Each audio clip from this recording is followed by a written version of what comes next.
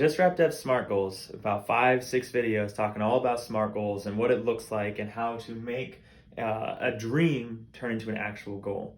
In this video, I'm going to break down SMART goals in a way that's real to me because I'm getting ready to start working to accomplish and race in the 2025 Boston Marathon.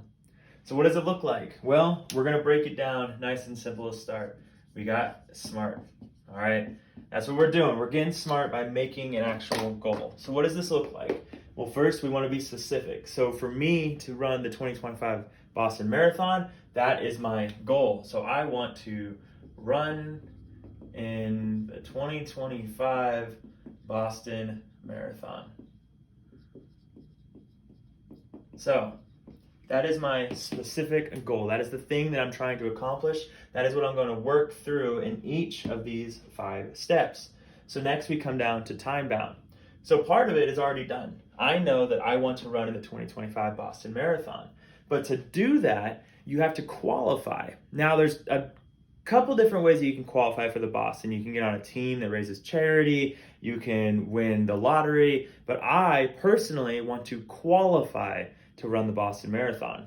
So what that means is by September, around 15th, 16th, about 2 weeks into September in 2024, I will have to have run the minimum qualifying time to make it to the Boston.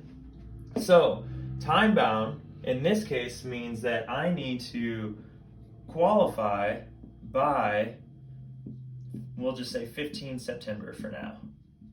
That date can change a little bit, but we need to qualify by the 15th of September, and we'll even add in the year so that doesn't get confused. So for example, this year they just announced who qualified to run the 2024 Boston Marathon, and that closed out September 16th. So now to run the 2025 Boston Marathon, I have to qualify by the 15th of September 2024.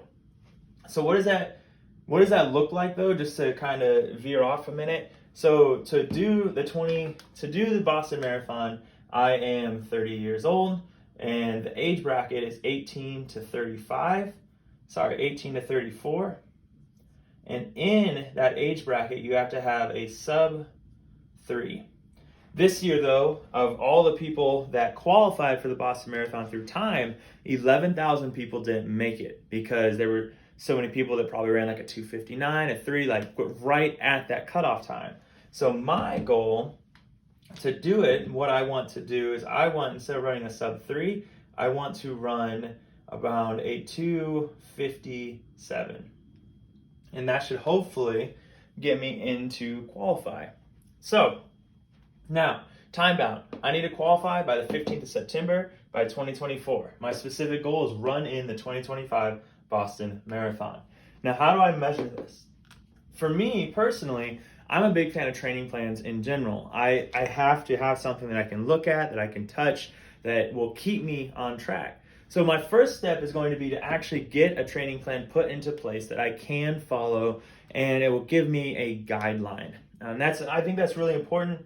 We'll talk about that in another video. Like, training plans aren't supposed to be 100%. They're a guideline, but that's for later. So the first part of this is I need a training plan, because with a training plan, that will help me actually measure where I'm at in my training. If I should be running 40 miles a week at this point, then I should be running 40 miles a week. Because if I'm only running 20, then that is really going to upset my chances of completing my goal. What's more though, how I also want to measure it is I want to run a half marathon, we'll say 23 to 26 weeks in. So somewhere in there, I want to be able to measure how I'm doing. What I'd like to see is, right now I'm 46 weeks away from this date right here, the 15th of September. So about somewhere a little over halfway in, I want to be able to run a half marathon, and I want to be able to be on pace. All right. So what that looks like is I would like that half marathon to be somewhere around 1:30. It doesn't need to be at 1:30. It could be anywhere between 1:30, 1:40, even 1:45, and I'd be okay because I still have another 6 weeks, another month and a half, 2 months that I can work on speed and dial that in to get that time down. So somewhere between 23 to 26 weeks in, I want to run a half marathon to judge where I'm at. Because at that point, that is going to give me something I can kind of adjust my training plan off of to say, okay, do I need to incorporate more speed work? Do I need to incorporate more distance? At this point, do I just add a whole bunch of miles? All those things I'll be able to figure out as long as I'm following my training plan and as long as that half marathon goes correctly, how I want it to go. So the next piece is the A, attainable. So for me, I'm going to say yes, all right? Now, there is no doubt that running a qualifying Boston Marathon time is difficult. I'm a very firm believer, though, that running where it includes lots of physical prowess, most of it's mental. That's the training, that's the physical aspect of it, especially going into the winter because so many of my miles are going to have to be treadmill and inside somehow. So what this means is I'm going to have to do all of these things in majority of my training in the winter, and then in a year try and get my race pace of 8 minutes, try and get that all the way down to about a 6:40, 6:50 race pace. And that's not easy. That's going to be extremely difficult. I believe it is attainable. I believe that I can do it. I believe that as long as I follow the training plan, as long as I do that, my half marathon will meet up and I will be able to qualify by 15 September. So I do believe it's attainable. So the next piece, is it relevant? Yes, for me, it is very relevant. For you, it might not be. You might not care about running the Boston Marathon. Maybe you just want to run a 5K. Maybe you just want to run a marathon. Maybe you hate running.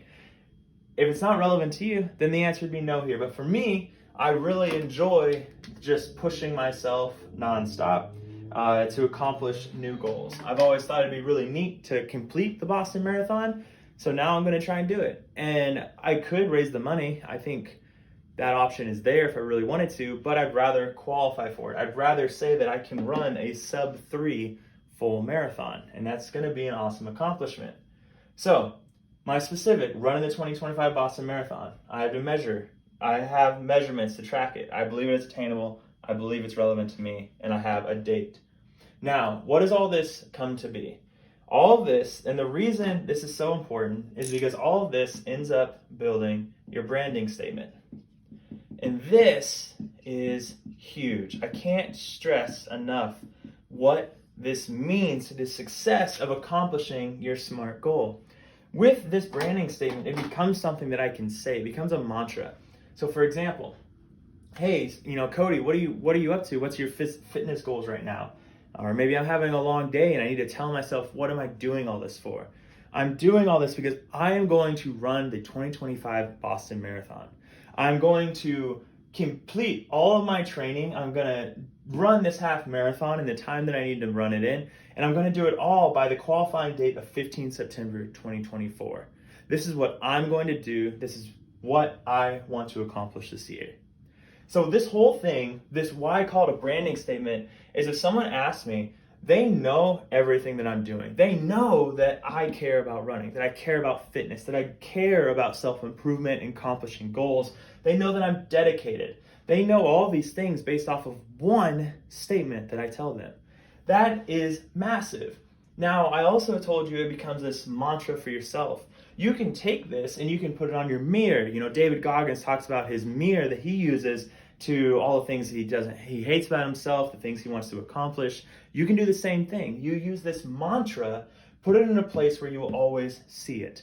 This is what I'm doing. This is what I want to accomplish. So this branding statement becomes your motivation to keep grinding every day, to keep putting in the work and accomplishing what it is you want to accomplish. And that's a massive thing. I told you, running is so much more than physical. There is so much mental aspects of running that if you say that you can't do it, then you're definitely correct. More so in running than most other sports. If you say you can't do it, then you won't wake up for the early morning runs. You won't push yourself through the races.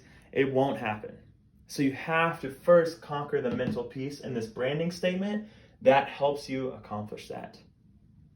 Now, there's a lot more to qualifying for the Boston as far as the qualification, that process is pretty simple. Run in the desired amount of time. But there's a lot more to it. What race are you going to do to qualify? What's training going to look like? What is my diet going to look like? All of that I'm going to talk about in the next video. In the next video, I'm going to break down what race I am going to do. I'm going to break down what I'm going to do for diet because I'm a little heavier than I want to be going into all this. I'm going to break down all of the different aspects that are going to help me accomplish this goal of running the 2025 Boston Marathon. So if you're interested in that, I encourage you to hit that like button, hit the subscribe button, stick around because I'm going to chart everything that I do. You're gonna be along the process with me so we can see me accomplish this, and I can show you that it is possible to qualify to go from a 4 to a sub 3 in less than a year. So thanks for watching. Remember, smart goals, smart thing to do.